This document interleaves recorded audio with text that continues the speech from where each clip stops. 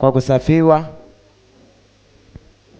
Tunasimama, nataka tuanze na wimbo ili tuweze kuomba, tufungue ili tuende teke because we are behind time.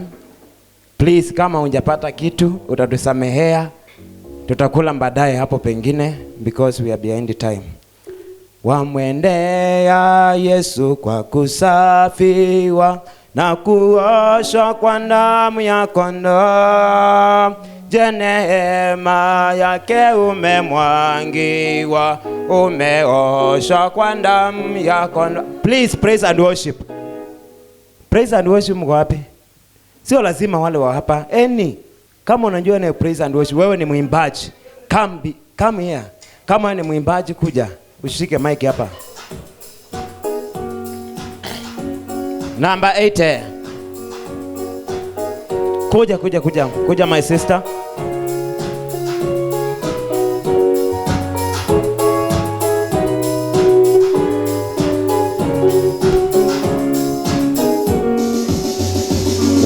Wamwendea Yesu kwa kusafiwa na kuoshwa kwa damu ya kondoo, neema yake umemwagiwa, umeoshwa kwa damu ya kondoo.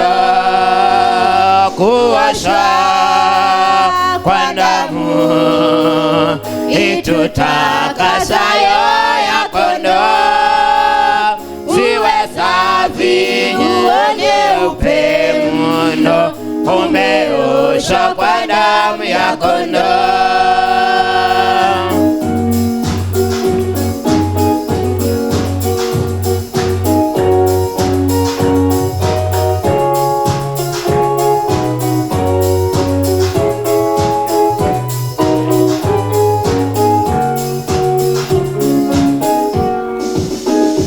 Wamwandama daima mkombozi, kwa kuoshwa na damu ya kondoo, yako kwa kusulubiwa makasi, umeoshwa kwa damu ya kondoo.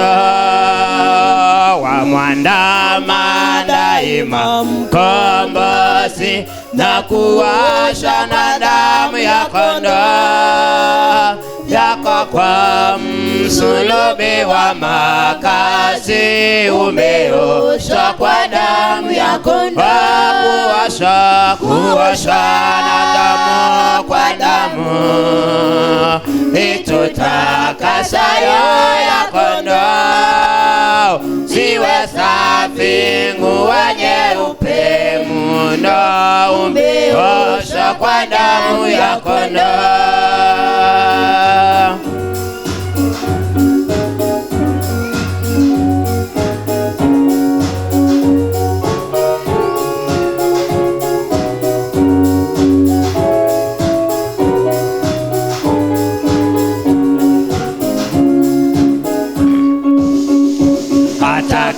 Atakapokuja bwana harusi, uwe safi kwa damu ya kondoo, yafae kwenda mbinguni mavazi, yafuliwe kwa damu ya kondoo.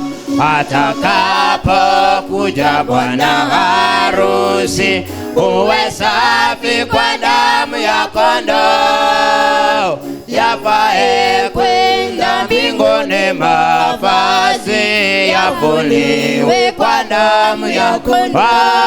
Kuoshwa kwa damu tutakakayo ya kondoo, siwe safi nguo nyeupe mno, umeoshwa kwa damu ya kondoo.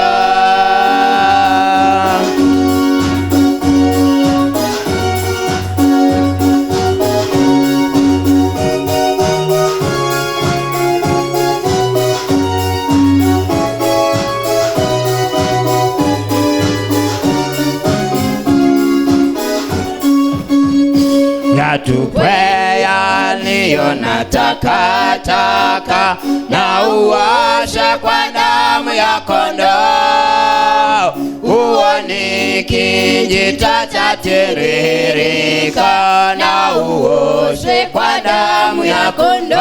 Kuosha kwa damu itutakasayo ya kondoo, ziwe safi nguo nyeupe, muna umeoshwa kwa damu ya kondoo.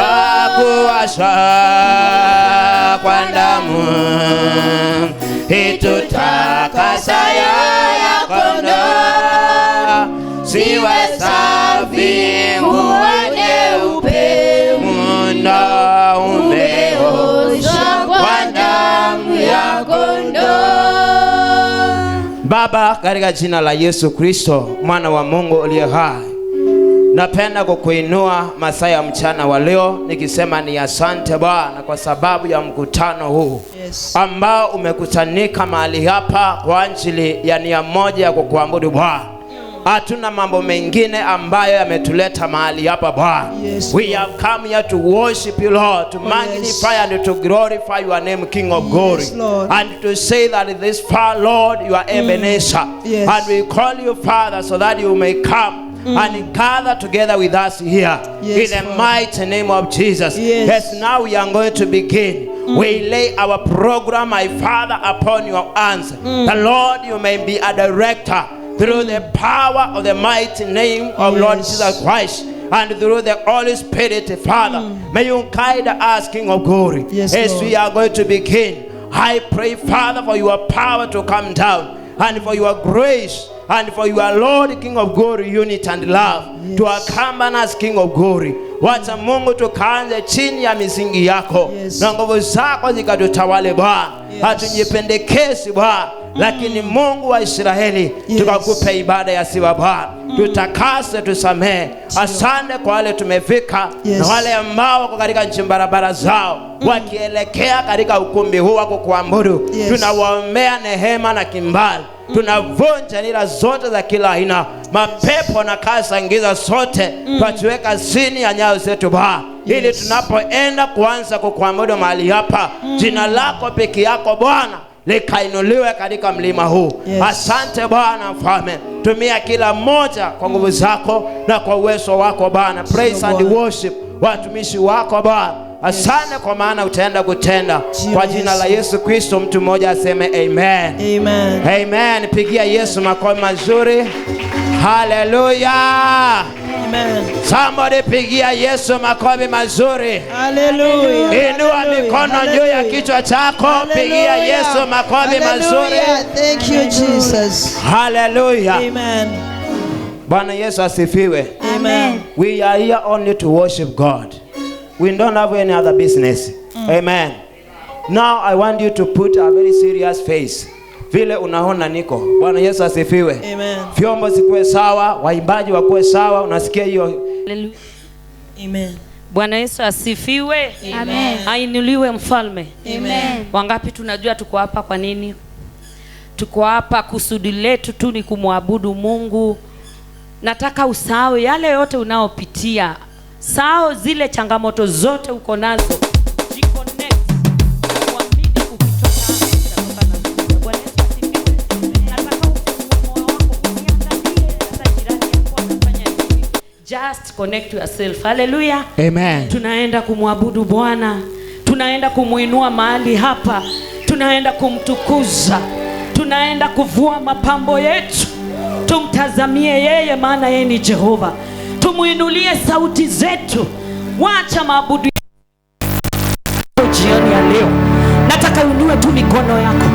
Worship is personal. Inua mikono yako, anza kumwabudu Bwana.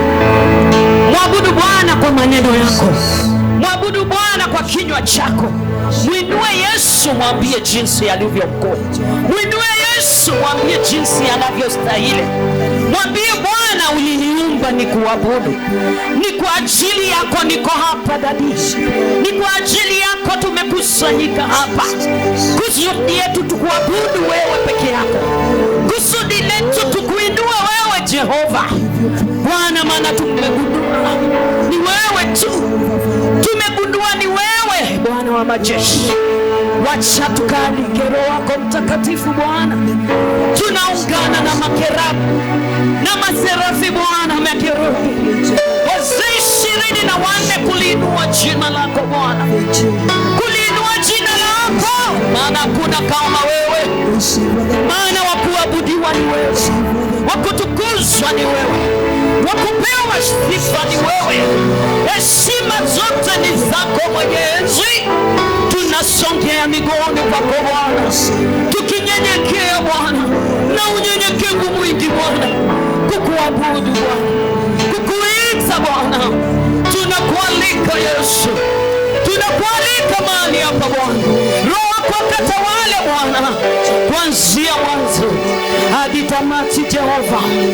Kutana na moyo wa kila mmoja Jehova Bwana, wacha mabudu yetu yakawe kama manukato. Haleluya, tunakuinua Yesu, maana hatujaona mwingine mwenye nguvu kama wewe, hatujaona wa kuabudiwa kama wewe Bwana, hatujaona wa kuinuliwa kama wewe Yesu. Haleluya. Unastahili kuabudiwa, unastahili ewe Yesu, unastahili kuabudiwa, unastahili wewe,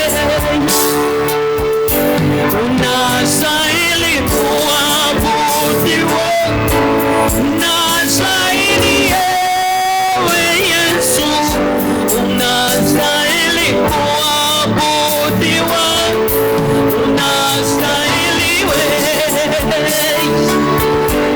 unastahili kuabudiwa, unastahili ewe Yesu, unastahili kuabudiwa, unastahili Bwana wa mabwana. Inua mikono yako, mwambie unastahili Yesu. Fungua kinywa chako, mwambie unastahili Bwana.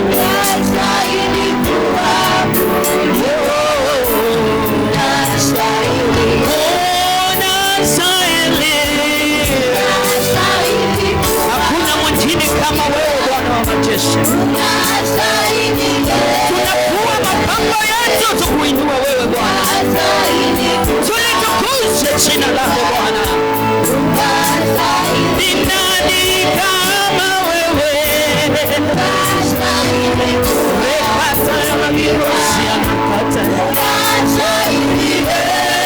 wewe Yesu, unastahili kuabudiwa. Ni nani kama wewe?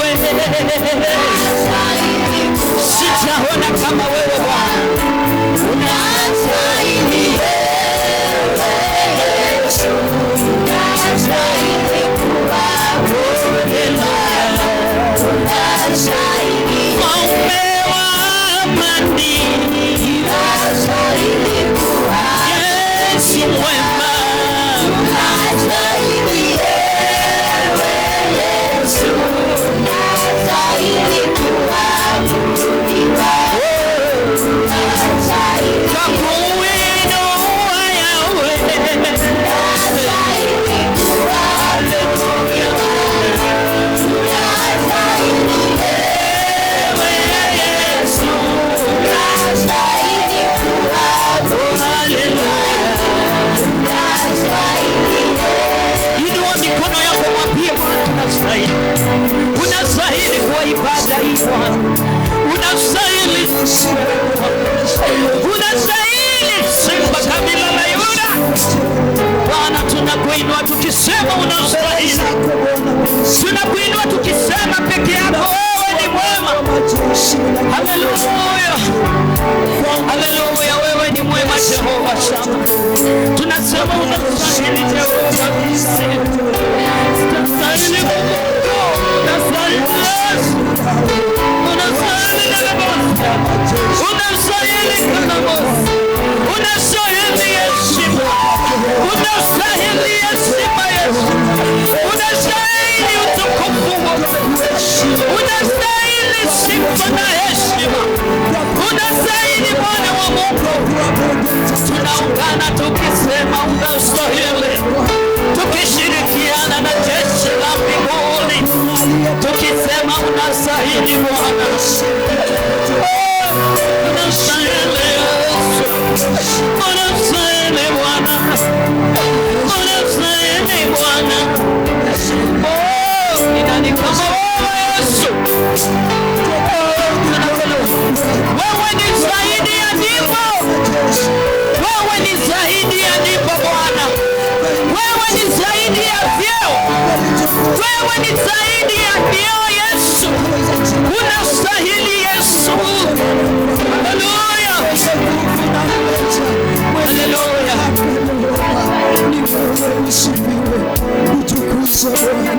Wewe ni sababu ya maisha yetu, wewe ni sababu ya salama yetu, unastahili kuabudiwa, unastahili wewe ni sababu ya maisha yetu, wewe ni sababu ya salama yetu, unastahili kuabudiwa, unastahili. Wewe ni zaidi ya mali zetu, wewe ni zaidi ya vyeo vyetu, unastahili kuabudiwa, unastahili. Wewe ni sababu ya watoto wetu, wewe ni sababu ya wake wetu, unastahili kuabudiwa, unastahili, unastahili kuabudiwa. Yesu, tunakutukuza Bwana wa majeshi. Unastahili Yesu, unastahili kuabudiwa, unastahili Mfalme wa wafalme, unastahili kuabudiwa, unastahili Yesu, unastahili kuabudiwa, unastahili Mungu mwenye uwezo, unastahili kuabudiwa, unastahili Yesu, unastahili kuabudiwa, unastahili ulinganishwi kamwe, unastahili Jehova, unastahili unastahili Yesu, unastahili kuabudiwa, unastahili. Ni wewe Bwana, ni wewe, ni wewe Bwana, wewe Bwana, ni wewe, ni wewe Bwana, ni wewe Bwana, ni wewe, ni wewe Bwana,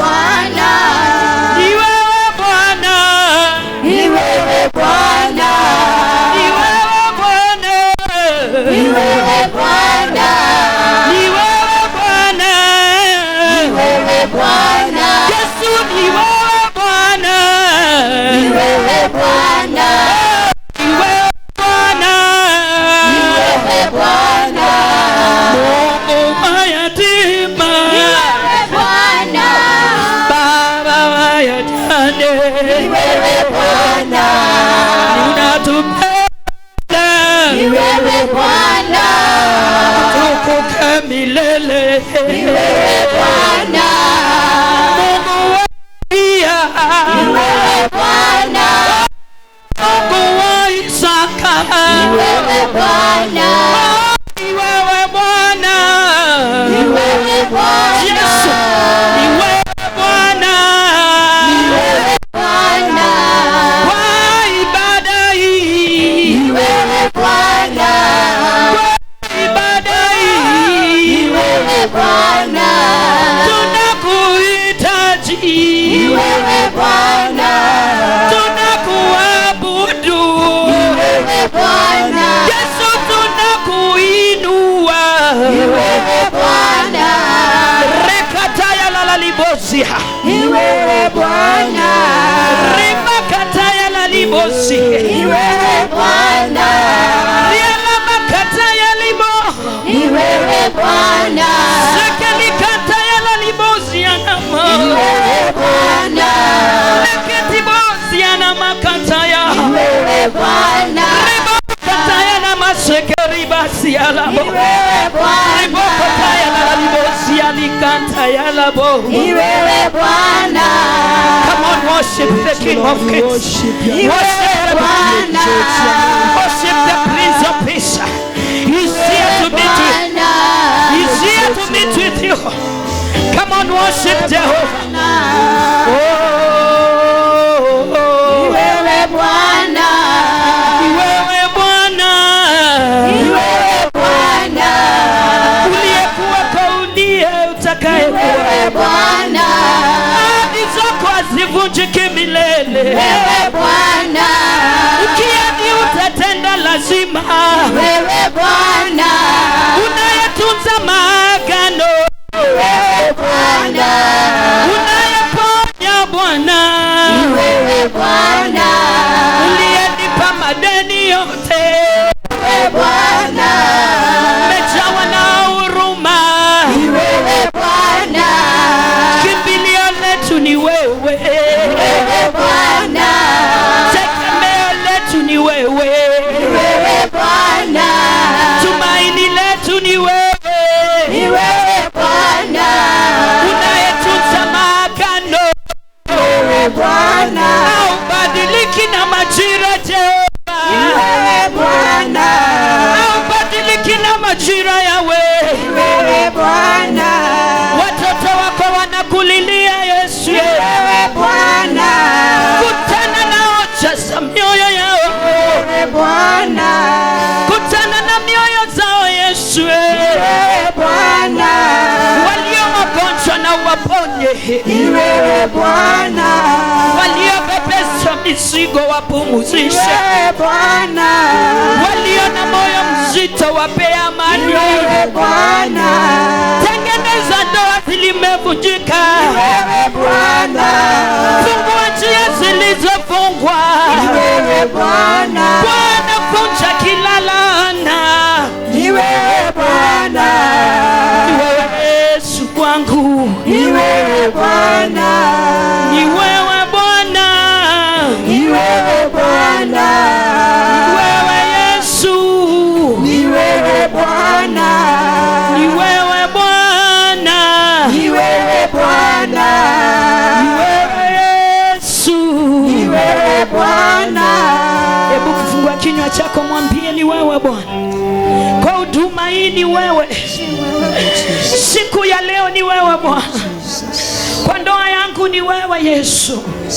Kwa huduma yangu ni wewe. Kama sio wewe ningelikuwa wapi? Kama sio neema yako ningeitanishwa na nani? Sina cha kukulipa mimi Bwana. Ulinipenda kama sifai. Ulinipenda nikiwa mwenye dhambi. Kama ni mwanadamu angelisema sifai, lakini wewe umejawa na msamaha. Wewe umejawa na huruma. Wewe umejawa na huruma Yesu. I have all the reasons to worship you. I have all the reasons to lift you. I have all the reasons to say you are worthy. I have all the reasons to say you are mighty. I have worship the you, reason to Jesus. say faithful. Yes. Yes, Lord. You are worthy, O Lord. We exalt you, Lord. Worship you, We give Father. you glory, Lord. And we honor you. We lift you, Son None of the like you, living God. God. There is none like you, Father. We worship you. We worship your name. We exalt you, Lord. We honor you, Lord. There is none like you. There is none like you, Lord. There is none like you, Father. We give you praise. We give you worship. Give all the honor, Lord God. In the name of Jesus. Thank you, Lord. Hallelujah. Thank you, Father. Sit down Thank you, Father. wewe mwenye nguvu namna hii, sijaona kama wewe unaponya namna hii, sijaona kama wewe unayetunza namna hii, Nguvu kama hiyo Bwana. sijaona kama Hakuna mwenye upendo namna hii, hakuna kama wewe. sijaona kama wewe unainua namna hii, Hakuna kama wewe. sijaona hata tena. Jua Bwana. Hallelujah. Jua Bwana. Hata tena. Mwinulie Bwana mikono yako juu ya kichwa chako. Nena na Bwana usiku wa leo, mwambie ya kwamba najua utatenda. Yes. Hata ikichukua muda, mwambie Bwana najua itatenda. Worship you, Lord. Mwambie Bwana najua utatenda. Hata ikichukua muda, najua utatenda. Maandiko inasema ya kwamba yeye ni Mungu wa wote wenye mwili. Je, ni jambo gani asiloliweza? Yuko hapa usiku wa leo. Yuko hapa usiku wa leo. Ako tayari kutendea mtu kitu. Je, wewe uko tayari kiwango gani? Uko tayari kiwango gani kupokea muujiza wako? Maana usiku wa leo Bwana Yesu yuko tayari. Usiku wa leo Bwana Yesu yuko tayari. Usiku wa leo Bwana Yesu yuko tayari. Ako tayari kumtendea mtu kitu. Ako tayari kuponya mtu. Ako tayari kutenda jambo jipya katika maisha yako. Je, uko tayari kiwango gani? Inulia Bwana hiyo mikono yako iliyo takatifu juu ya kichwa chako. Nasema mwinulie Bwana mikono zaidi ya kichwa chako. Mwambie Bwana Yesu niko hapa. Mwambie Bwana Yesu niko tayari. Mwambie Bwana Yesu niko tayari. Unapotembea na kutenda mema usinipite. Thank you, Jesus. Imeandikwa ya kwamba na popote Yesu alienda alitenda mema. Usiku wa leo Bwana Yesu yuko hapa na ako tayari kutenda mwanadamu kitu chema. Tenda Bwana. Wewe uliyeteseka na magonjwa, jiandae maana usiku wa leo usiku wako. Wewe uliyepitia mambo magumu, nataka nikwambie, mwambie Yesu yuko hapa. Yesu yuko hapa. Yesu yuko hapa. Fungua moyo wako, mwambie Yesu nitendee. Fungua moyo wako, mwambie Yesu niko tayari. Rekata ya labazaya, makota ya labashakata ya labazaya. Tunaacha na wewe Bwana, kama vile Ayala utembea kando ya mito ya maji, kama vile Ayala uyaonesha huku mito ya maji, hivyo ndivyo Bwana mioyo yetu inakutamani. Asante Bwana, asante Bwana. Imeandikwa ya kwamba Bwana, heri walio na kiu na njaa ya haki, maana watashibishwa. Bwana, usiku wa leo Bwana niko hapa, nitembelee. Usiku wa leo Bwana niko hapa, unitendee. Usiku wa leo nimekuja kukutana na wewe. Usiku wa leo nina njaa na kiu ya haki Bwana. Rekata ya labaza. Hallelujah. Amen. Wapi shangwe na vigelegele za Yesu. Amen. Amen. Hallelujah. Hallelujah. Hallelujah. Hallelujah. Ugeukie jirani yako, msalimie kwa jina la Yesu na umwambie karibu katika ibada ya jioni ya leo. Mwambie kae tayari, maana Bwana Yesu yuko hapa na anataka kutenda jambo jipya. Amen. Amen. Hallelujah. Amen. Mwambie mwenzako, nipe nafasi, nataka kumchezea Bwana. Amen. Napenda watu wanapenda kucheza. Juu mimi napenda kucheza. Hallelujah. Amen. Amen. Amen. Hallelujah. Amen. Nasema ya kwamba kila mwenye pumzi na msifu Bwana. Amen. Amen. Hallelujah. Amen. Wakati wako tayari kumsifu Bwana. Amen. Amen. Amen. Amen. Nataka tumsifu Bwana usiku wa leo katika jina la Yesu.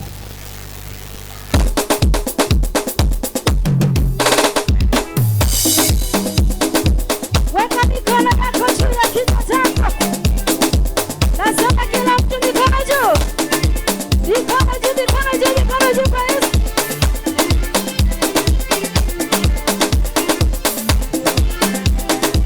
Wapi shangwe na vigelegele, vigelegele.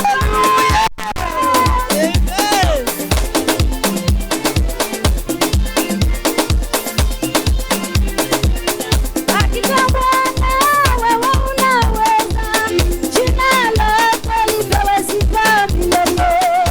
Hakika Bwana wewe unaweza, jina lako lipewe sifa milele.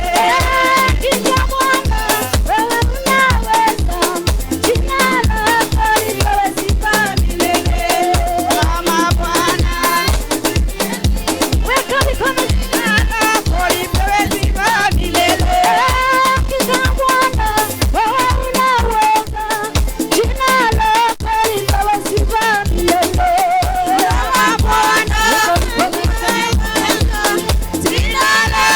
lipewe sifa milele.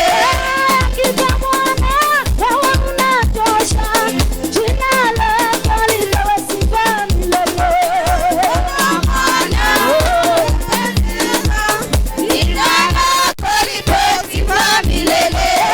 Hakika Bwana wewe unaweza, jina lako lipewe sifa milele.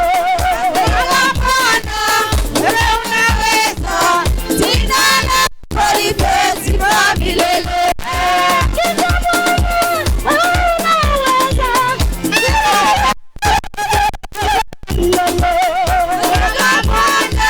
wewe unaweza, jina lako lipewe sifa milele. Hakika Bwana wewe unaweza,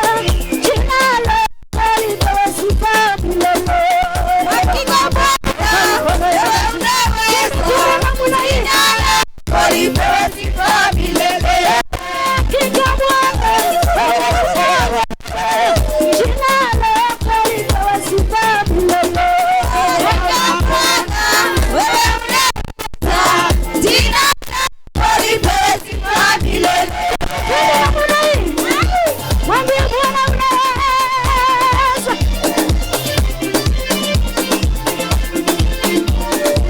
Ongeza maruka kidogo nawe.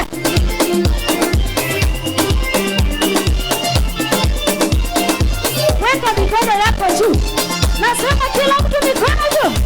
Mikono ya juu ni ya Yesu.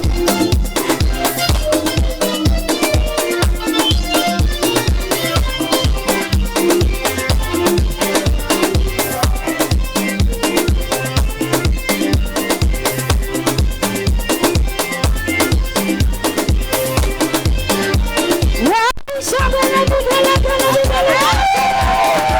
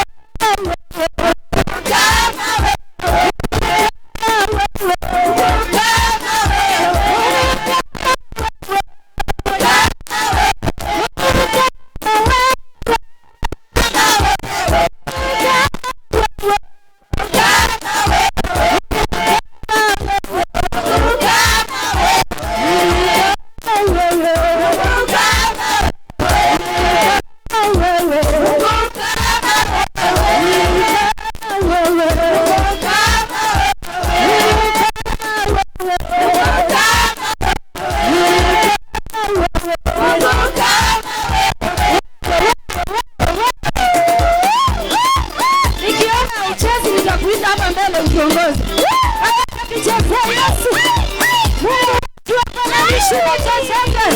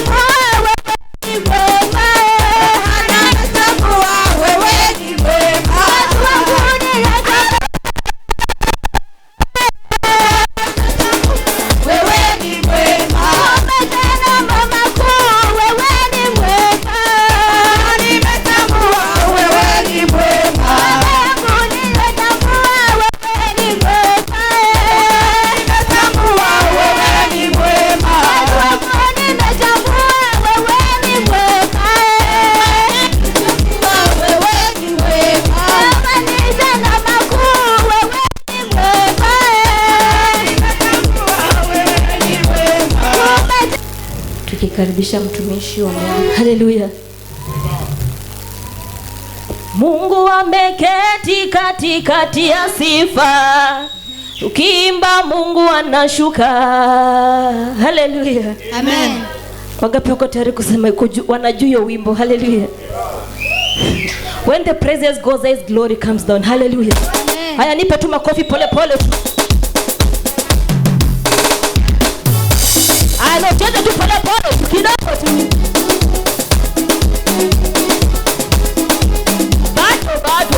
Bado. Kila mtu angalia mkono hapa tu. Hapa tu.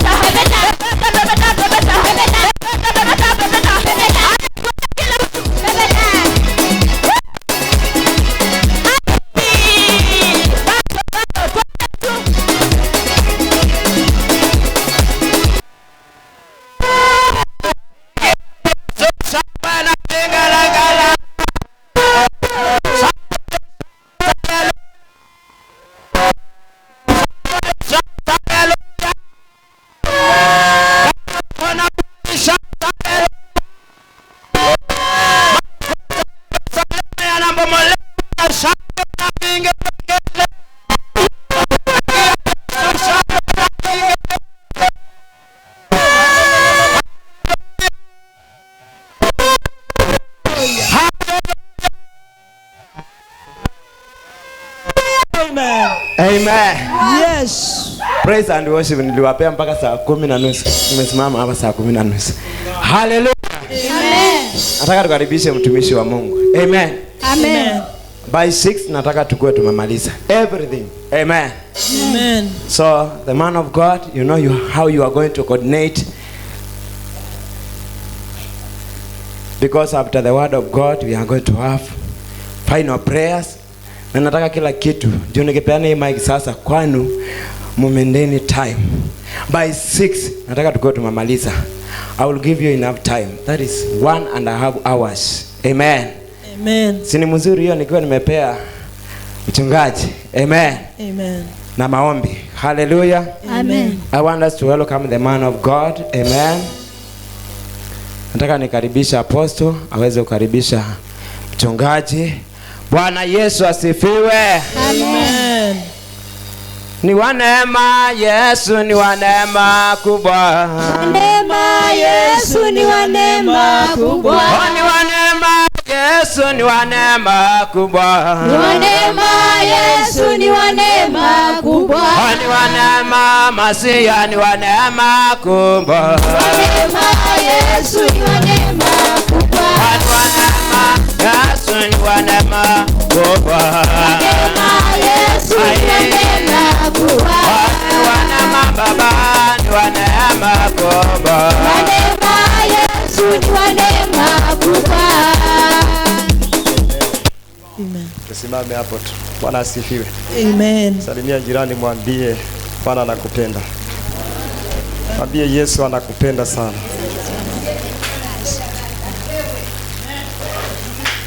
Amen. Hallelujah. Bwana Yesu anakupenda mbaya sana. There is joy in the house of the Lord. Amen. Bwana Yesu apewe sifa. Amen. Before we bring the man of God, just 1 minute, allow me to bring our chairman of the vision, Pastor Boniface Mwanza. Tumpigie makofi mazuri.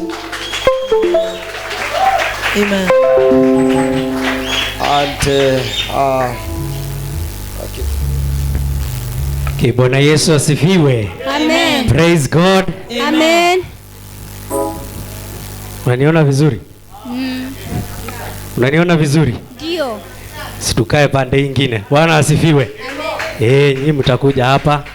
Mtakuja tu. Nataka tu dakika 2 ama 3 zikienda sana alafu tuendelee. Bwana Yesu asifiwe. Nani ako na furaha? Hali ninakimbia. Na wakati nilikuwa hapa kwa njia nikienda, kitu ingine ikaniambia watu wanarukaruka na huko. Bwana Yesu asifiwe. Mpaka mahali nimekuwa nikawaambia kama inawezekana. Unajua coordinate vitu kwangu si kitu rahisi. Naifanyanga inakuwa gumu. Tukamaliza haraka bio sana. Nikawaambia saa hii nakimbia kwa sababu nilikuwa nataka kuruka. Nipate hiyo energy yenye nimeona ikiwa na wanaume. Bwana Yesu asifiwe. Wanaume wanamrukia Mungu na hiyo ni jambo la maana. Bwana asifiwe. Kwa majina vile mmeelezwa na apostle, naitwa chairman. Sema chairman. Wewe tukikutana tu kwa barabara wewe sema chairman. Sema nini? Ukisema chairman tunapatana na mambo inakuwa sawa kabisa. Bwana Yesu asifiwe. Matangazo ambayo tunaleta katika explosion, najua munionangi kwa explosion. Nani amewahi niona kwa explosion? Nani amewahi niona? Yes, na kujanga na kabla wewe uingie nakuwa nimeenda. Bwana Yesu asifiwe. Lakini leo niko hapa. Hakuna kuenda dada Janet ili tukaweze kusonga vizuri. The next explosion itakuwa tarehe 21 June. Bwana Yesu asifiwe. Kwa sababu najua nyinyi yote ni waombaji. Sasa saa hiyo imeingia already kwa anga ya maombi. Bwana asifiwe. Ombe sana. The next explosion will be on 21st of June this year. And it will be bigger and more bigger. Bwana Yesu asifiwe. Wakati umesikia alikiitwa chairman wa vision, niko na vision ambayo kila mmoja wetu kama mchungaji ambaye hako Kajiado County, hako Nairobi County na hako Kenya mzima. Hiyo vision hiko kwa kila mtu. Bwana Yesu asifiwe. Na vision ambayo hiko ni vision ya kueneza injili peke yake. Bwana Yesu asifiwe. Ni vision ya kumake sure kila mtu mahali alipo hapa Kenya na hata ng'ambo amefikiwa. Kwa sababu utakaposimama kwenye kiti cha hukumu utaulizwa, mchungaji, ulikuwa na nafasi mzuri ya kufikia mtu mwenye alikuwa uko Loika na hukufika, mtu alikuwa na uko Jerusalem haukufika, mtu alikuwa Mombasa na hukumfikia. Kwa nini? Utasema ni kwa nini? Utakosa jibu. Bwana asifiwe. Tuko na vision, ukiangalia pale kuna vision ambayo tunataka Mungu akitusaidia tukamate roli ya kuhubiri injili. Bwana Yesu asifiwe. Siupigie Yesu makofi. Hili mchungaji, wewe ukijihisi ya kwamba unataka pamoja na huduma ambao Mungu amekuitia Kitengela, unataka kunguza mtu ako Kajiado town, wewe unakuja tu unasema dereva amuka, chukua lori twende tukahubiri. Bwana Yesu asifiwe. Na saa ingine tunafuatana wote kwa sababu tuko na magari. Sisi wote tunafuatana, tunaenda tunapeleka injili. Bwana Yesu asifiwe. Na ile vision ambayo tuko nayo, we just want to reach 1 million people. 1 million people. Watu milioni moja. Hawa watu milioni moja tunawafikia kwa njia gani? Kwani ni ngumu? Hawa watu milioni moja tunawafikia kwa shilingi ngapi? Shilingi 10 peke yake. Bwana Yesu asifiwe. Tunafikia hawa watu milioni moja kwa shilingi 10 ili watusaidie mimi na wewe ambaye ni mhusika wa explosion tupate ile gari kwa sababu ya kueneza injili. Bwana Yesu asifiwe. Tuko na wachungaji wametoka Machakos. Na wametoka Machakos watahitaji kuenda pande ya chini. Si ni kweli? Ile gari itakuwa inarahisisha kazi, Pastor Ben. Itakurahisishia kazi Mombasa Road. Itarahisisha kazi mtu wako Kitui, mtu wako Mwingi, mtu wako Kisumu, mtu wako Garissa. Bwana Yesu asifiwe. So that is the vision we have. And we are launching that vision come date 12 July. Bwana Yesu asifiwe.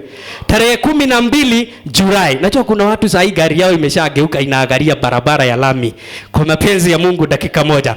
Hii barabara, hii vision tunataka kuilaunch tarehe 12 Julai. Mwezi wa 7. Bwana Yesu asifiwe. Baada ya 7/7. Na hii siku ya kulaunch tutakuwa tunahitaji nini? Tunahitaji partners kushikana mkono ili tuilaunch. Ambia jirani siukue tu partner. Asante. Sasa tunaweza anza na watu wa Machakos wale gari inaguruma nje. Si ni kweli? Siukue tu partner, mama. Siukue tu partner. Unaweza ukakuwa partner.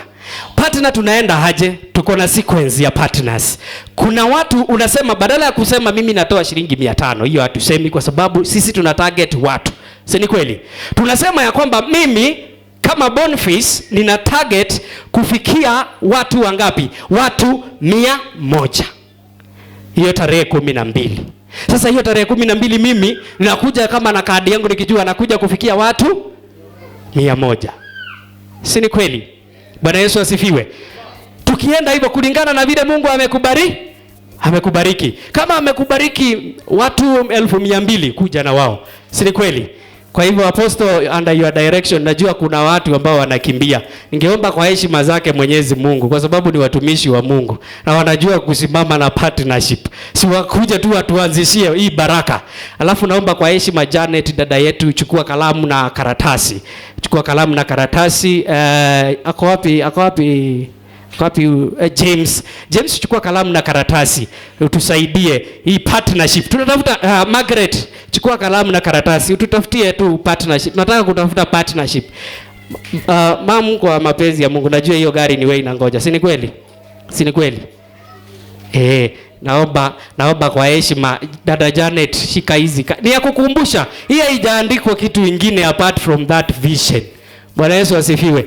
Haijaandikwa nini? Lakini ukifikia mtu sana tukianza na wale wanaondoka, unamfikia anakuambia mimi nitasimama na hao watu siku ya kulaunch. Anakupatia jina, nambari ya simu na watu ambao watasimama na wao. Si ni kweli?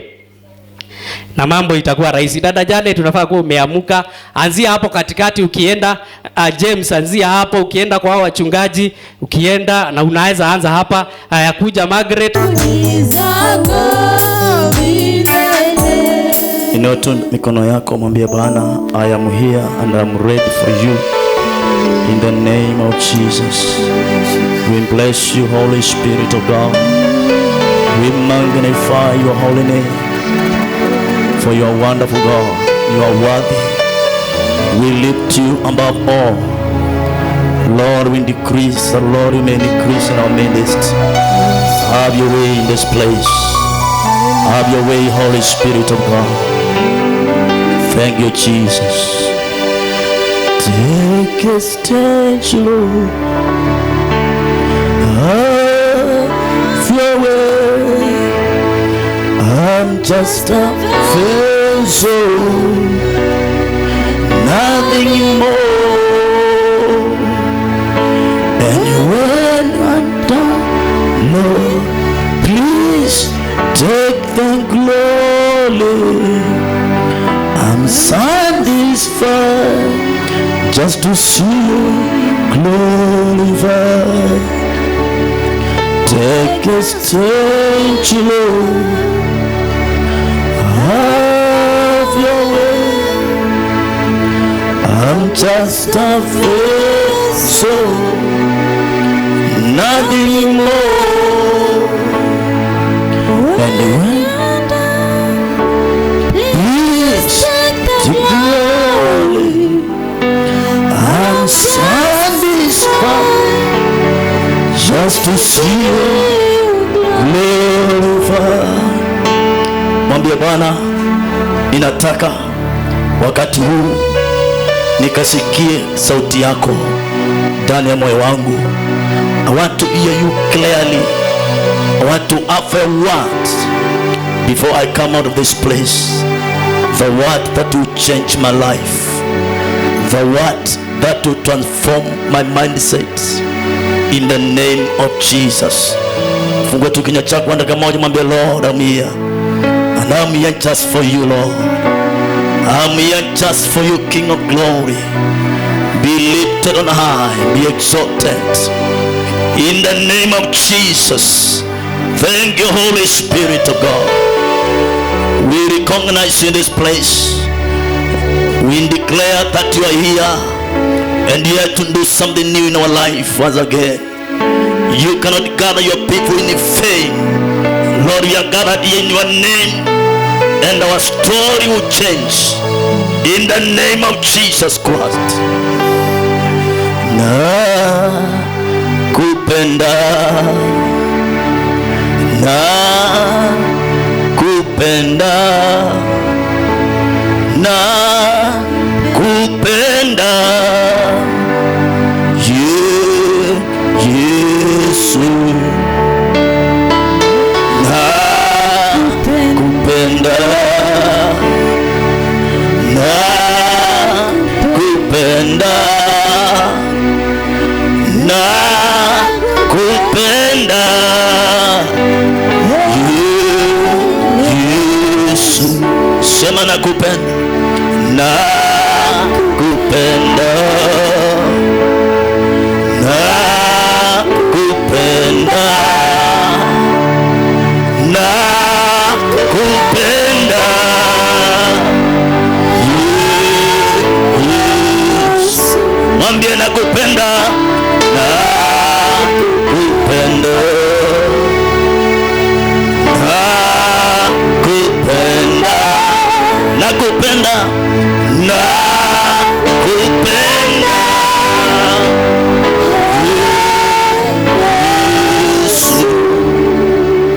Jina lako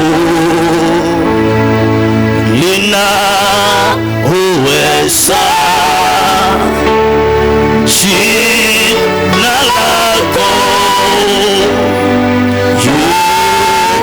yes.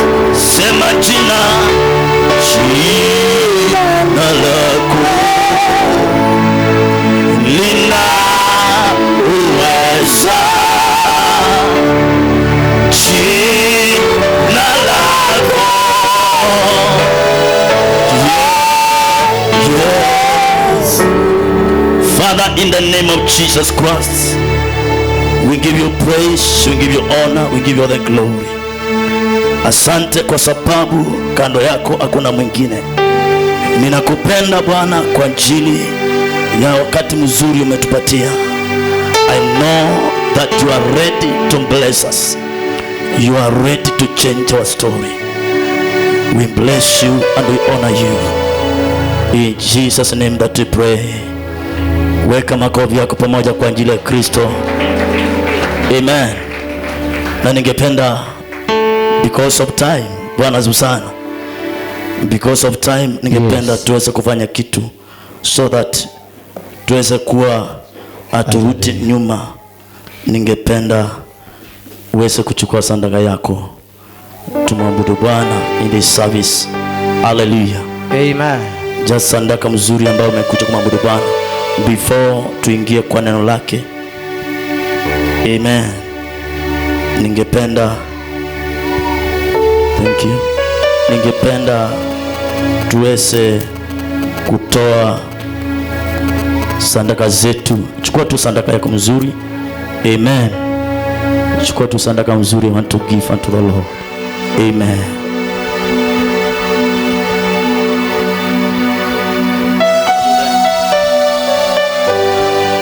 Nataka tupate mahali pa kutoa sadaka.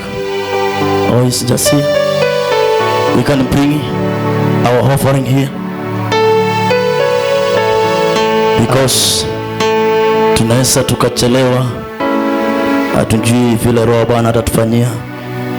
Those who want to give through M-Pesa, kuna till number here. Kama unataka kutoa kupitia kwa M-Pesa, kuna till number here 500-8013. Hiyo ni till number 500-8013. Amen. Let us give quickly. Let us give quickly. Let us give quickly.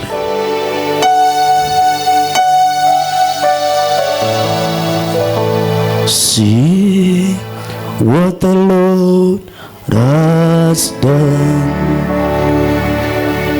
See till number 580-13 500-8013.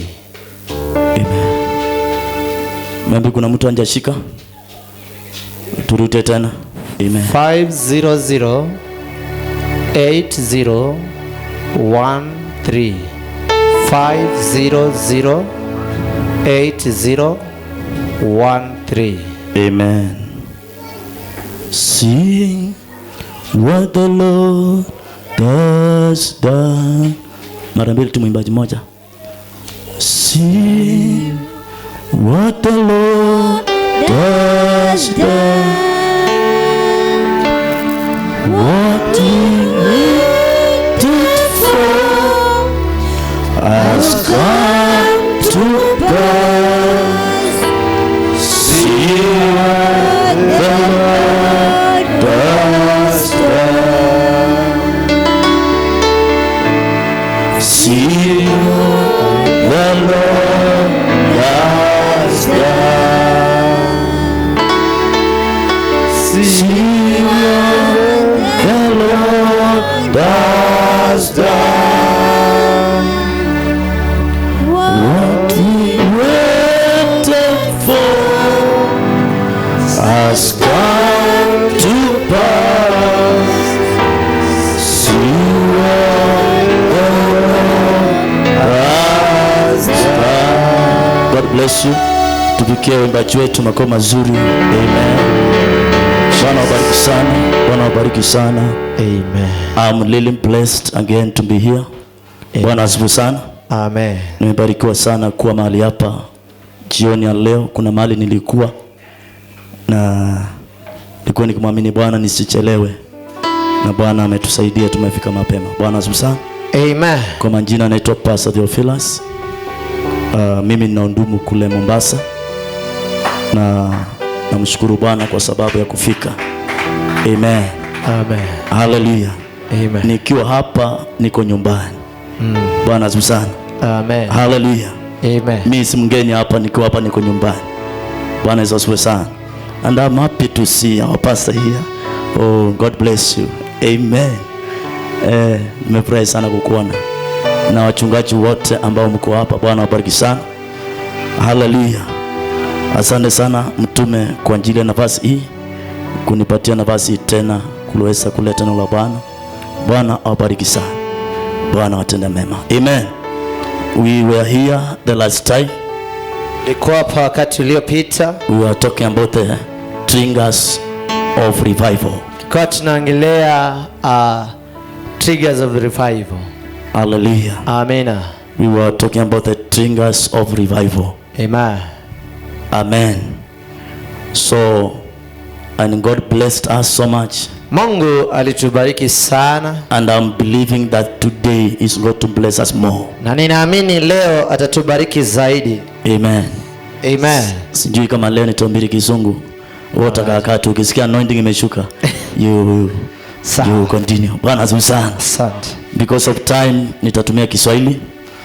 But neema ikishuka mtafsiri wangu uko tu karibu na microphone. Bwana asifiwe sana. Hallelujah. Ni wangapi wanasikia mnabarikiwa na Bwana? Amen. Hallelujah. Bwana abariki sana. Mungu awatende mema.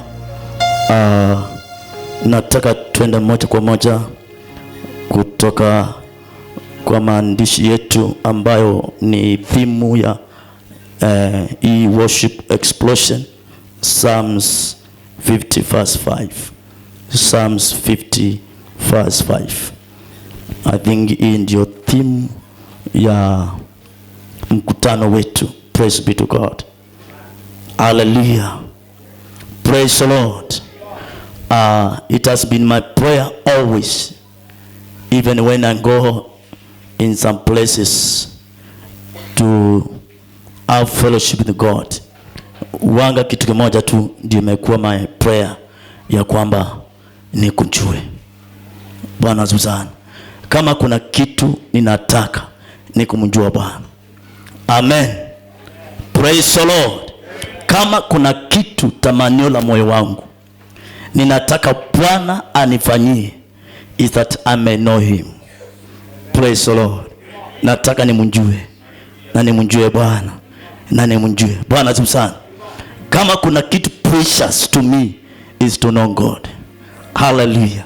I'm telling you my brother and my sister, ukimjua Bwana, amen, ukimjua Bwana, hata kama ukusoma lakini umjue Bwana, amen, utaingia mahali wasomi wanaingianga. Bwana asifiwe sana. Wesi mjua Bwana na maisha yako yakae kuchanganikiwa. Praise be to God. Ninaomba na ni maombi yangu ya kwamba uwe na tamanio ya kwamba niweze kumjua Bwana. Sitaki kuwa Mkristo tu, no. Nataka kuwa mtu ambaye ninamjua Bwana. Hallelujah. Yani Mungu akiwa mbinguni anjifunie ya kwamba ako na mwana. Praise the Lord. Mungu atajifunia wakati utamjua. Amen. Mtu anisomee hapo Psalms 50 verse 5. Zaburi wa 50 verse 5. Gather my saints together to me, those who have made a covenant with me by sacrifice.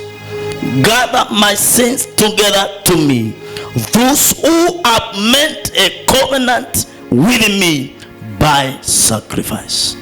Mtu anisomea kwa Kiswahili? Hakuna msomaji? Amen. Kuna mtu hakuna? Yes. Wacha Mungu wangu waliofanya angano nami kwa dhambiu. Amen. Amen. Father, in the name of Jesus, we thank you for this moment. It is your moment. I ask your Holy Spirit to take over. I ask you that you are going to touch my tongue in the name of Jesus, that I am going to be a blessing to your people, and let your name be glorified. In Jesus' name that I pray. Amen. Amen. Bwana Yesu asifiwe sana. Amen. Mwandishi wa Zaburi anasema, gather my saints together to me, those who have made a covenant with me by sacrifice. Hallelujah. Amen. Nikusanyeni wacha Mungu wangu, wacha Mungu wangu, nikusanyeni wacha Mungu wangu waliofanya angano nami, waliofanya angano nami kwa dhambiu, kwa dhambiu. Hallelujah. Amen. Bwana Yesu asifiwe sana. Amen. Nataka kuna kitu nataka tuelewe kabla sijaendelea. I want to lay a foundation. We have two covenants. Bwana asifiwe sana. Tuko na maagano mangapi? Mawili. Tuko na angano ya kale na tuko na angano jipya. Bwana asifiwe sana.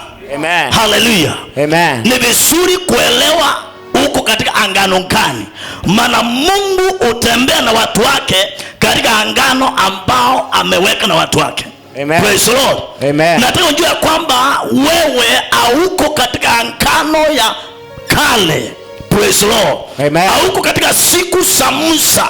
Praise be to God. Amen. We are in the New Testament, in the new covenant. Bwana asifiwe sana. Amen. Hiyo ndio angano ambayo tuko na. Maandiko nasema God must send together unto me those who have made a covenant with me. Bwana asifiwe sana. Amen. Now I want to bring you in the New Testament, because we are in the New Testament. Praise be to God. Amen. We are not in the Old Testament, mahali ambapo walikuwa wanaleta sacrifices, wanaleta dhabihu, wanaleta mbuzi, wanaleta kondoo, wanaingia katika angano na Mungu. Praise be to God. Amen. Hiyo ilikuwa ni angano ya kale. Amen. Na maandiko nasema ya kwamba angano ya kale ilikuwa ni kivuli cha mema yatakayokuja, ya kwamba ilikuwa inakuzungumzia kuhusu angano jipya. Praise the Lord. Amen. Nasema angano ya kale ilikuwa ni kibao kinazungumzia kuhusu angano ambayo inakuja, na ilikuwa ni kivuli. It was a type. Hallelujah. Amen. Na kila ambacho wapenda wa Old Testament walikuwa wanafanya katika kivuli. Bwana asifiwe sana. Amen. Bali Biblia inasema ya kwamba kwa sababu ya kuonekana kwa ufunguvu wa angano ya kale, ndipo pakapatikana nafasi ya kuleta angano jipya. Praise the Lord. Amen. Angano iliyombora, angano ambayo imekamilika. Praise be to God. Amen. Na unaposoma andiko, Biblia inasema Yesu alipokuja alisema, Father, I have come to do thy will. Hallelujah. Praise the Lord. Amen. So Jesus came to do Father's will. Bwana asifiwe sana. Amen. The Father's will ambayo haingeweza kutendeka in the Old Testament. Bwana asifiwe sana. Ingapokuwa walikuwa na mitaratara mingi na mambo mengi ambayo walikuwa nafanya so that they can reach out to God, but haikuweza kuwafikisha kwa Mungu. Praise be to God. Amen. Because since the beginning it is not the man who was going to God, it was God kept coming down where man is. Amen. Hallelujah. Amen. Nasema tangu mwanzo si mwanadamu alikuwa anaenda kwa Mungu, ni Mungu alikuwa anakuja mahali mwanadamu yuko. Bila nasema in the Garden of Eden, bila nasema katika masaa ya jioni Mungu alikuwa anashuka na anakuwa na ushirika na mwanadamu. Praise be to God. Amen. And in the New Testament bila nasema unabii ukatimia, na malaika akatumwa kwa Mary na akamwambia kwamba utamzaa mwana na utamuita jina lake Emmanuel, na tafsiri yake ni Mungu pamoja nasi. Hallelujah. Amen. God with us. Amen. Imekuwa mapenzi ya Mungu since the beginning. God wanted to be with man. Hallelujah. Amen. Na wakati man messed up, Mungu alikuwa tayari ameshafanya njia of how he can be with a man. He can live in a man. Amen. He can walk in a man. Hallelujah. Amen. So when we talk about Christianity, it is God walking in men. Amen. It is God having his dwelling place in men. Amen. That is Christianity. Amen. Bwana asifiwe sana. Amen. Sasa nasema nikusanyeni wacha Mungu wangu ambao wamefanya angano nami katika dhabihu. Praise be to God. Amen. Unajua wakati when we fell in the Garden of Eden, tukawa hatuna fellowship na Mungu, na kukawa there is no way mwanadamu anaweza kuwa na ushirika na Mungu. Ilimbidi God to become a man. Hallelujah. Amen. Mungu alifanyika nini? Mwanadamu. Kwa nini Mungu alifanyika mwanadamu? Mungu alifanyika mwanadamu so that he can make a covenant with man.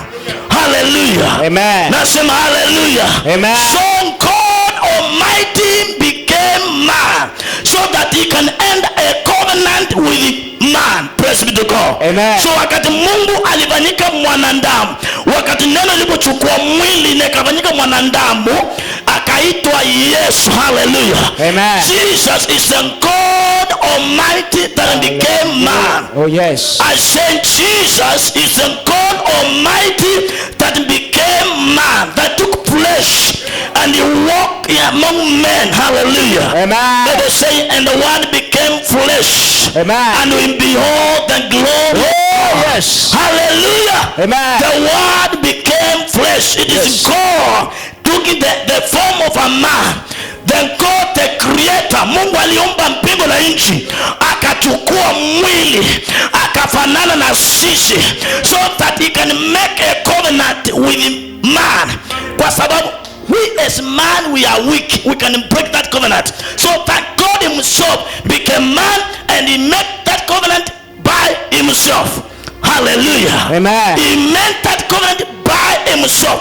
Akafanya hiyo angano mwenyewe, because he has become a man. Hallelujah. Amen. Now akafanya hiyo angano. Now what God is asking you, anaposema nikusanyeni wenye haki wangu waliofanya angano nami katika dhabihu. Remember, it is God who became man. Hallelujah. Through Jesus Christ. God became man through Jesus Christ. I say hallelujah. Na wakati alipofanyika mwanadamu, he entered a covenant with God because he has become a man. That covenant is our covenant. Hallelujah. I say hallelujah. That covenant is our covenant. Ndio maana anasema kwamba nimekuja katika in the volume of the book, it is written about me. Hallelujah. And I have come to do thy will. Maana dhabihu na sadaka ambazo zilikuwa zinatolewa, Yesu akasema kwamba hukupendezwa nazo. That is why I have come. Yani sadaka na dhabihu ambazo ndugu wale wakali in the Old Testament walikuwa natoa, anasema kwamba Mungu hukupendezwa nazo. Yesu alipokuja akasema I have come to do thy will, O God. Nimekuja kufanya mapenzi yako. Hallelujah. I say hallelujah. I say hallelujah. So Yesu akaja na kafanya angano, akaenda msalabani because of us. Now, because now he has made that covenant, kila Mungu anauliza that you just believe. Amen. I want to show you something in John chapter 6. Hallelujah. Amen. I think from there I can now begin to go in direction. Amen. Amen. John chapter 6.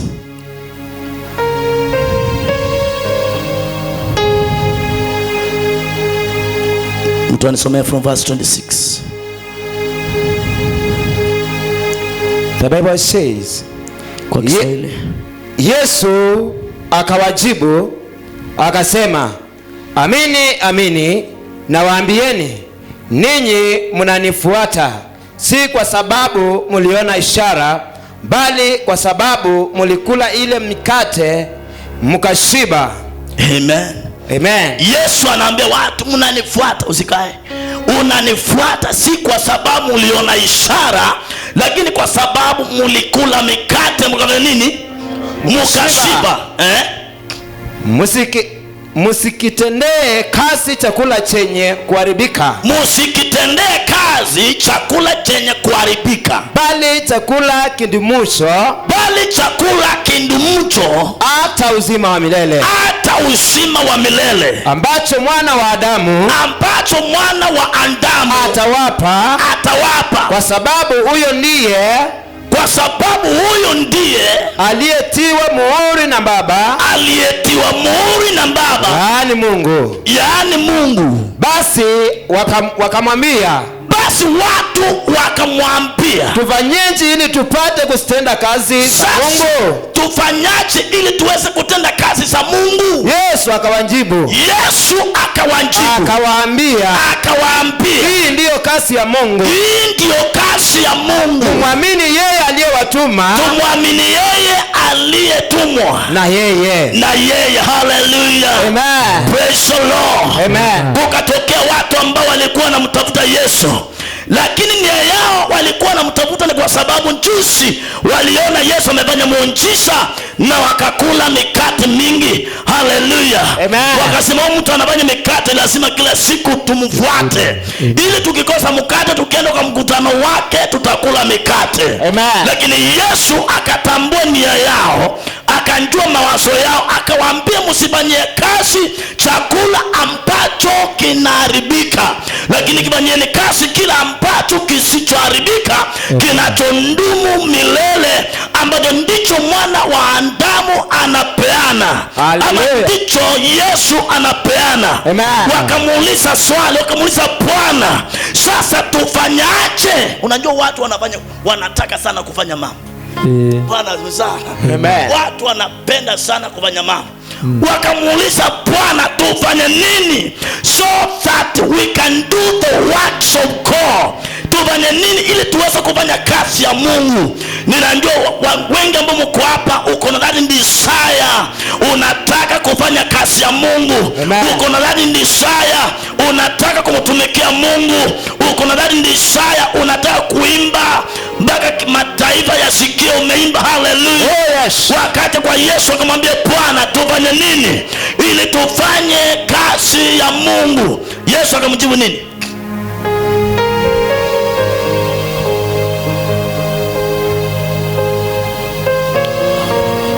Basi Yesu akajibu akawaambia, hii ndiyo kazi ya Mungu, mumwamini yeye aliyetumwa na yeye. Hallelujah. Amen. Yani wewe ambaye unataka kumtumikia Mungu, wewe ambaye unataka kufanya kazi ya Mungu, wewe ambaye uko na desire ya kumtumikia Mungu, uko na desire ya kumuishia Mungu. Hallelujah. Unauliza sijui nitafanya nini? Ninataka nimpendeze Mungu. Ninataka maisha yangu yanguse Mungu. Yesu akaambia watu, hii ndio kazi ambayo mnapaswa kufanya, na kazi ya hii ni kumwamini yeye ambaye alitumwa na Mungu. Hallelujah. Amen. Nimekuja kuambia mtu katika revival, katika expression, you just need to believe God. Amen. Amen. Amen. I say you just need to believe God. Amen. Hauhitaji kufuata njia 7 za kumfikia Mungu. Amen. 7 series, 7 keys to reach out to God, to please God. No. Yes. I have come to tell you that you need to believe in God. Amen. You need to believe in Jesus Christ. Amen. That is enough. Amen. And that is what God is asking each and every one of us, just to believe. Amen. Unajua kitu moja nimejua, watu wapendi mambo marahisi. Kwa nini watu wanakataa wokovu? Maana wokovu ni rahisi sana. Just believing in the gospel. Jesus died, he was buried, he resurrected. When you believe, you are saved. Hivyo tu. Hakuna kuvuka siku 7. Just they don't want to believe the simplicity of the gospel. Amen. And that is why the men of God, they have come with complicated gospel. Injili ambayo iko kali. Amen. Yani iko na mavonge. Ara nikianda kupatia topic utadio njini mpaka nikusomee spelling. Kwa sababu ninaleta kitu ambacho ni kizito, hata kuelewa ni ngumu. No. Injili ni rahisi, ya kwamba hata kama hujasoma unaweza kuelewa. Hallelujah. Kama hujafika kwa shule unaweza kuelewa Mungu anasema nini, Mungu anataka ufanye nini. Mungu anakuuliza jioni ya leo that you believe on Jesus Christ. Amen. Amen. Hallelujah. Amen. Tunataka kuona Mungu in worship expression. Oh, Pastor, what are we supposed to do? There's nothing we are supposed to do. Just believe God. When we believe God, we have done the work that God is expecting us to do. Amen. Just to believe. Amen. No complication. Amen. Amen. There's no complication. Amen. Gospel is simple. Gospel is not complicated. Amen. Amen. Mungu anataka nikusanyeni wenye haki wangu waliofanya agano nami. How have you made that covenant with God? Just by believing. Amen. Umefanyaje agano na Mungu? Si wakati ulitoa tambiu kanisani, si wakati ulipeleka mbuzi kanisani, si wakati ulitoa laki moja kanisani. When day you believed on Jesus Christ, that day you entered into this covenant. covenant. Amen. Hallelujah. Oh yes. That is the gospel. Amen. Hallelujah. Amen. Hallelujah. Amen. Mungu anasema nikusanyeni wenye haki wangu waliofanya angano na mimi kwa njia ya dhambi. Sasa Mungu nataka nitoe dhambi nkane ili kwamba niingiane katika angano wewe. No. Kuna dhambi ambayo umetoa, because God became man, and when he became man in time for the sake of a man. Amen. What you need to do is just to believe and accept that covenant. Amen. It will be fully working. Amen. Even without prayer and fasting. Amen. Even without giving. Amen. The covenant will begin to work in your life. Amen. Hallelujah. Amen. That is the bliss of the gospel. Amen. I say that is the bliss of the gospel. Amen. In the New Testament, what we need to do is just to believe. Amen. We believe what Jesus has done for us. Amen. We accept what God has done for us. Amen. We believe it. Yes. We begin to walk in it. Amen. Hallelujah. Amen. We receive it. Tunaipokea, tunaikumbatia, na tunaanza kutembea katika hiyo angano. Maana hii angano, when you believe in Jesus Christ. 1 John chapter 4 verse 15. 1 John 4:15. Mimi napenda Ukristo. Bwana asifiwe sana. Amen. Hallelujah. Amen. Mimi napenda Ukristo maana hakuna complication. You just believe with your heart. Amen. You are accounted for righteousness. Amen. So 1 John 4:15. Kwa nini kitu hapo? Kila akirie ya kuwa Yesu ni mwana wa Mungu, kila akirie ya kwamba Yesu ni mwana wa Mungu, Mungu ukaa ndani yake, Mungu anakaa ndani yake, naye ndani ya Mungu, naye ndani ya Mungu. Hallelujah. Kila akirie ya kwamba Yesu ni mwana wa Mungu, oh yes, Mungu anakaa ndani yake, oh yes, na Mungu, na yeye anakaa wapi? Ndani ya Mungu. Sijui vile naweza ielezea. Yeye ambaye anakiri ya kwamba Yesu ni mwana wa Mungu, Mungu anakaa ndani yake, naye anakaa ndani ya Mungu. Amen. Praise the Lord. The church haijakundua hii siri. That's why tunang'ang'ana. That's why tunaomba Mungu aliye mbali mbinguni. Mungu ambaye unaombanga ako ndani yako. Hallelujah. Auombangi Mungu aliye mbali mbinguni, kwa sababu wewe uko ndani ya mbingu na mbingu iko ndani yako. Wakati wakamuuliza Bwana, ni lini ufalme utakuja? Bwana akawaambia kwamba ufalme haukuji kwa njia ya kutazama au utasema uko pale uko pale. Ufalme uko ndani yenu. Hallelujah. Nasema ufalme uko wapi? Ndani yenu. When I came here, the kingdom of God has come. Hallelujah. I came with the kingdom of God. Sikuja. That is why naambianga waimbaji, amutuimbii uwepo wa Mungu ushuke. Nilizaliwa katika uwepo wa Mungu. Hallelujah. Ninatembea katika uwepo wa Mungu. Ninalala katika uwepo wa Mungu. Hallelujah. Hallelujah. Amen. So imbaji. Hallelujah. Uzaimba Mungu ashuka wapi? Ashuka katika Ligati hawapi. Maandiko nasema is God who dwell in the praises Amen. of his people. Amen. He does not come down when we praise him.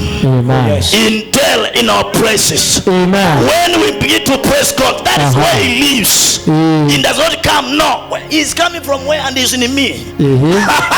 Hallelujah. Anashuka akitokanga wapi? Na ako ndani yangu. Praise the Lord. When I worship him, I worship in me. Oh, yes. He is in me. Oh yes. I am in him. Oh yes. He's not coming down from heaven. Oh yes. No. Listen. Praise the Lord. Unajua sitaki nichamuke. No. Nataka upate ufunuo kitu. Kuna kitu nataka. It's not about kuchamuka. Ni kupata ufunuo. Amen. Listen, wakati shetani alitupwa hapa duniani. Oh, yes. Amen. Amen. Bwana asifiwe sana. Amen. Go and read Revelation chapter number 12 from verse number 7. Utapata ya kwamba huyo jamaa alipotupwa hapa duniani, sisi tulipandishwa juu mbinguni. Hallelujah. I'm telling you the truth. Oh yes. Ephesians chapter 2 verse 6. Bible say we were raised together with Jesus, and we are meant to sit together with him in the heavenly places. Wakati jamaa alichuchwa chini kabisa, nilipandishwa juu kabisa. I am seated on a high place. Oh yes. Hallelujah. Aye. Praise the Lord. Amen. Ndio maana kama unatafutanga nianguke chini, unaharibu muda. Hakuna siku utanipata niko chini. Maana mali nimeketishwa permanently. Hallelujah. I am seated at the right hand of the Father in the heavenly places, far above principalities, yes. dominion, rulers. Oh. I am sitting far above. Aye. Praise the Lord. Amen. Not me, every believer. Amen. Hata yule ambaye ako hapa na atokoka leo, hapo ndipo anasaliwa akiwa ameketi katika mkono wa Mungu Baba. That's the place that we have been born. That is our place. That is our position. Amen. Hallelujah. Amen. Haifungui. Amen. Hapo ndipo umesaliwa. Hiyo ndio nafasi yako. Hata kama unasikianga kuna mapepo na kufuata, ni vile huna ufunuo. Mahali umeketa hakuna pepo inaweza kufuata. Oh yes. Mahali umeketishwa, Biblia inasema tumeketi ndani ya Kristo Yesu, na tunajua mahali Kristo ameketi. Ameketi katika mkono wa kuume wa Mungu Baba. Oh yes. Hallelujah. And to be seated at the right hand of God means to be in a place of honor, in a place of authority, in a place of power. So God has placed you in a place of authority, in a place of honor. Mahali umeketishwa si mahali pa aibu, ni mahali pa heshima, ni mahali pa mamlaka, ni mahali pa utawala. Amen. Hallelujah. Usiwahi sema ati kuna mapepo yananifuata. Inakufuata wapi? Bible say our life are hid in Christ, in God.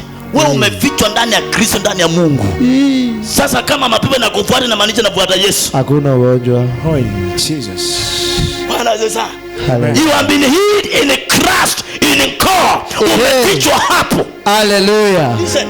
When God opened my eyes to understand the gospel, niliacha kuhubiri injili zingine. Siambi watu njoo kwangu, nimepakwa mafuta, utaona vile Mungu atakutendea.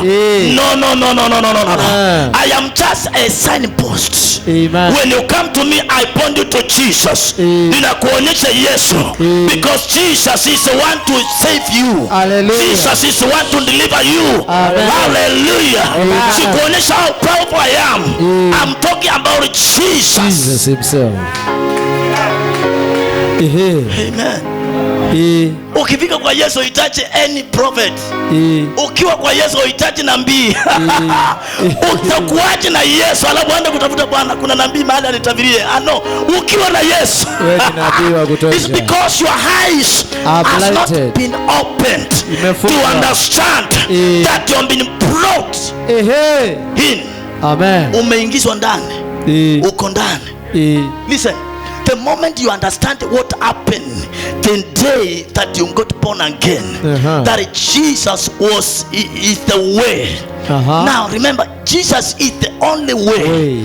But when you come to Jesus, he also makes you the way. Because he gives you the word of reconciliation. That through you start bringing people to God. Unafanya kuwa mtu wa kufuta watu. Yani unaleta wenye dhambi unawaleta kwa Mungu na washikanisha na Mungu. Because you have become the way. Jesus says, I am the light of the world. And Jesus told the disciple, you are the light of the world. So Jesus has meant you what he is. Amen. Bible says, as he is, so am I here on the earth. as he is. As he is. As he is. Not as he was. If he kama vile angesema as he was, that is powerful enough. Lakini vile anasema as he was, inasema as he is right now, after resurrection, after glorification. That's the who I am. Hallelujah. I am just like him. You can't be like Jesus and you are crying that the demons are chasing you. Oh yes. Hai. Hallelujah. Kuanzia leo unapotoka hapa, anza kufukuza mapepo ambayo imekuwa na kufukuza. Hallelujah. Hallelujah. Amen. Unapotoka hapa, anza kufukuza panya ambazo zinakuza na kufukuza kwa ndoto. Usikumbali kutoka kwa hiyo ndoto siku zinakufukuza. Leo kama usipute. Eto ni Mkristo, unaamka asubuhi umechoka, panya zilikuwa zinakukimbiza mbio. No yeah. Bwana Yesu. Amen. Kuanzia leo usitoke kwa hiyo ndoto. Ungeuke na usifukuze. Amen. Hallelujah. Bible says, "Righteous are bound like lion." Amen. Righteous, they are bound like lion. Unaona ndovu yenye kubwa, ndovu ni mkubwa. Akiona simba anaanza kutafuta mahali pa kutoroka, maana anaona ndui. Lakini simba akiona ndovu anasema chakula ya wiki mzima. Hallelujah. Bwana Yesu. Anasemanga chakula ya wiki mzima. Unapoona changamoto sikulia, sema it is the time of my God to be glorified. Hallelujah. Sisemi ukiokoka utapitia changamoto. No.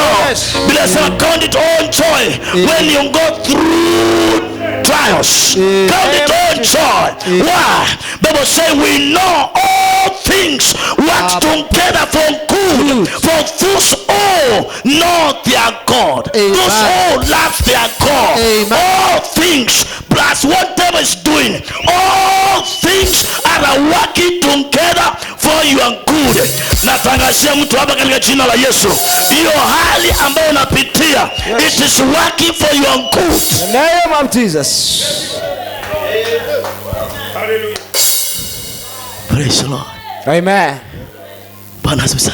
Amen. Eti kuna hali ambayo imeshindikana, injashindikana.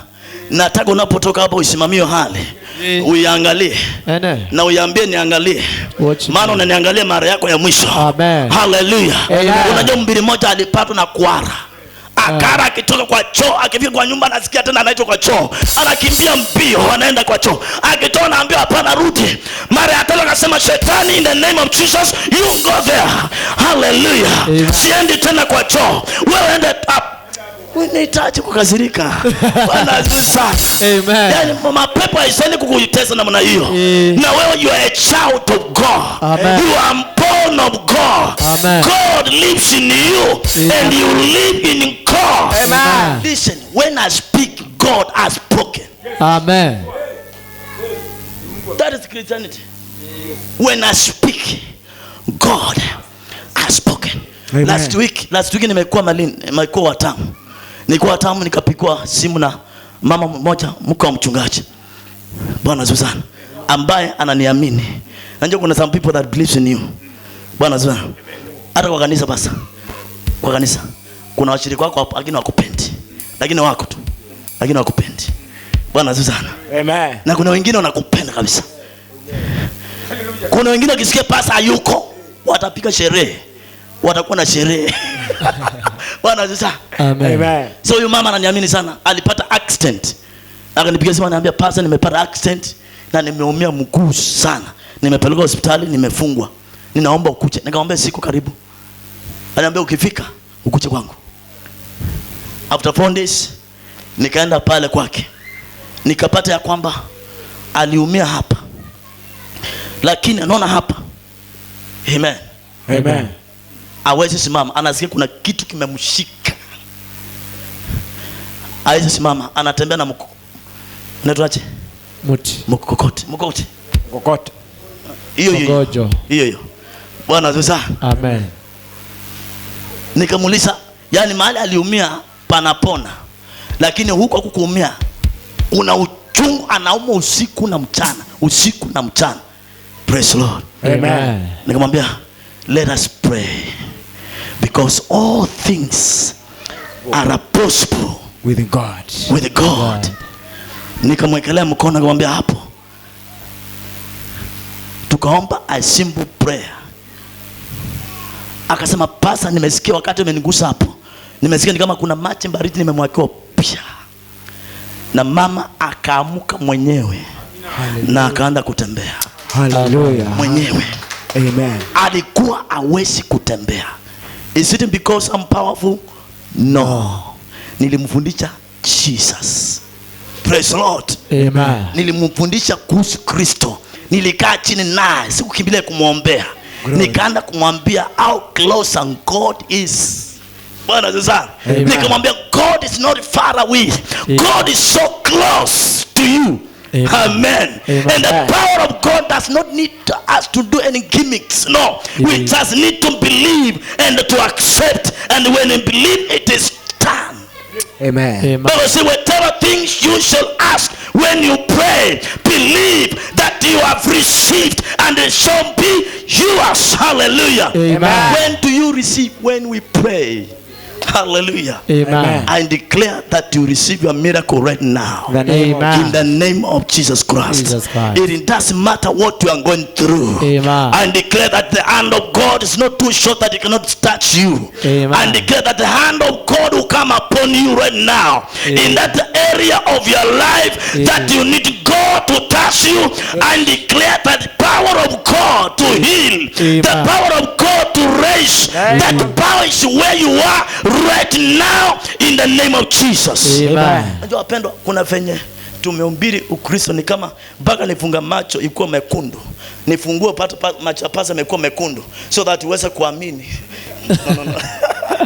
Bwana sana, hatuhitaji kufunga macho utoe machozi ndio unjue upako wa Mungu unafanya kazi. No. As you are looking to me, the power of God is working. Amen. As you are looking to me, amen, kuna vitu vinakatika. Amen. As you are looking to me, amen, kuna magonjwa yanakauka. Amen. As you are looking to me, amen, kuna vitu vinaondoka ambazo zilipandikwa na adui. Amen. You can't hear this message. The power of God, it is in the message. Yes. Hallelujah. Amen. It is not in the voice, the volume of voice. No, it is in the message. Amen. We transmit the power of God through His message. Amen. Hallelujah. Amen. Where the word of God goes, that is where the power is. The power of God is in His word. Amen. Praise the Lord. Amen. Hallelujah. Amen. I want you to believe God this evening. Yes. For your miracle in this worship explosion. Amen. Kitu ambacho unasikia ni kama kimekutatiza. Amen. Amen. Hauhitaji kupika nduru sana. Hauhitaji kufunga macho. You need just to believe. Amen. That is enough. Amen. Just believe. Amen. The power of God works when we believe. Amen. Nguvu za Mungu zinafanya kazi when we believe. Amen. When you accept that God loves you, when you accept that God has done it, the power of God begin to flow. Amen. That's how you unlock the power of God. Amen. To begin to work in your life. Amen. Just by believing that He has moved in Christ Jesus. You need just to believe. Amen. Hallelujah. Amen. I want you to stand with your feet and believe God with me just for a minute before I hand over in the name of Jesus Christ. Amen. Oh, precious Holy Spirit. Zikatarabahanda makatazakabayanda. If I can get somebody ambaye anasema kuna kitu, Pastor, I'm believing God, kuna kitu kimenitesa, just hata kama ni mmoja, you are saying kuna kitu, you need God to touch you katika worship explosion. Yes. Just take a step of faith and come forward as I give out the microphone in the name of Jesus.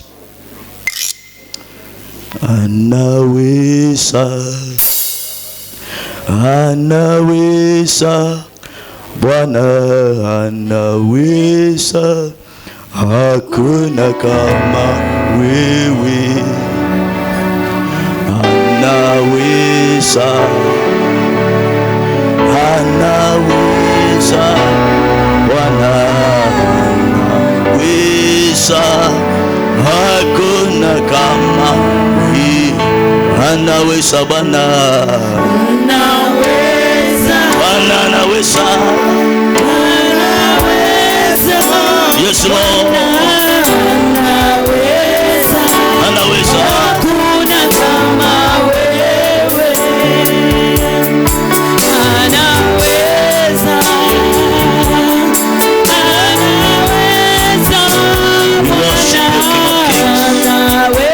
We worship you, the Lord of Lords.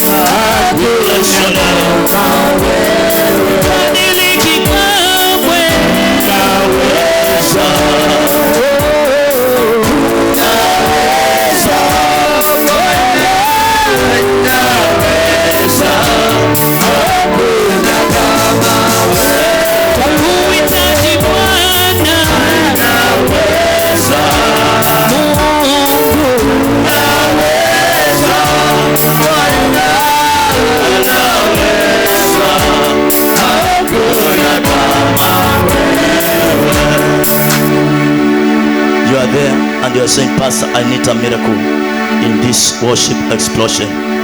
This is your opportunity. Just come in the name of Jesus. You are there. You are saying you need a miracle.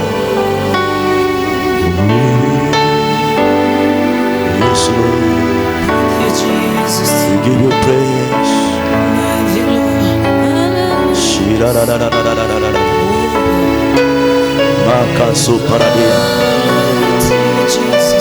Jesus, we give you praise. Nataka tuamini pamoja na wapendwa.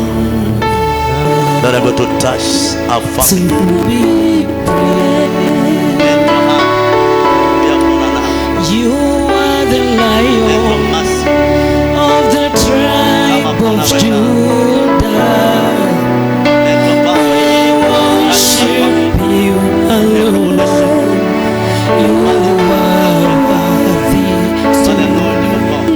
Come on, raise your voice and say, we give. I command you in the name of Jesus.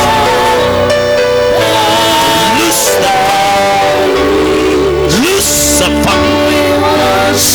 Every hand of the enemy in this family, I command it now. In Jesus' name, to be taken away. I rebuke you, demon. You demonic spirit. You oppressive spirit. Loose the family. Loose the family. In the name of Jesus Christ. I stand as a man of God, and I declare freedom of this family now.